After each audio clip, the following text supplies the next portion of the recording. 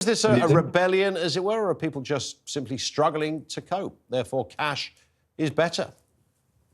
Well, I think for many people, cash is better, and particularly in the middle of a cost of living crisis. And one of the key drivers of cash use is people on lower incomes who are struggling and find cash use much easier for budgeting. You can control your expenditure much more effectively because you know exactly what's going out and what's coming in, and you can balance it within your household so much more effectively. But it does make sense for a lot of people, and I suspect that's playing a part in this resurgence in cash. But I'm not surprised either. Since the end of the pandemic obviously forced an even faster decline of cash. So as that sort of is largely over, although fingers crossed we won't see a resurgence in COVID again.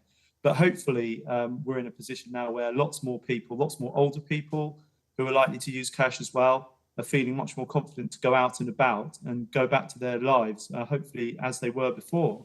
We saw a lot, didn't we? Purchasing things with cash. Indeed, you just mentioned the lockdown and the like, and after that there seems to be an increase in places where they simply don't accept cash anymore. You often see signs saying it is a card-only establishment, whether it's a bar, restaurant, whatever it happens to be. Are you saying then you think that has changed again now because of the cost of living crisis? Well, I think there's certainly more awareness of cash as well out there. So that could well be persuading a number of small retailers to keep accepting cash or even go back if they previously decided to take cards only. I think that potentially all the media attention it's got in the last year or so has really helped with that.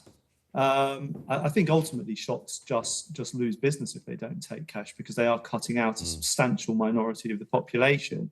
There are about 10 million people in the UK who are cash dependent and would struggle to cope in a cashless society. So it just makes sense, really, that you don't want to sort of cut out about a sixth or a seventh of the population. So maintaining cash use is just works for everyone.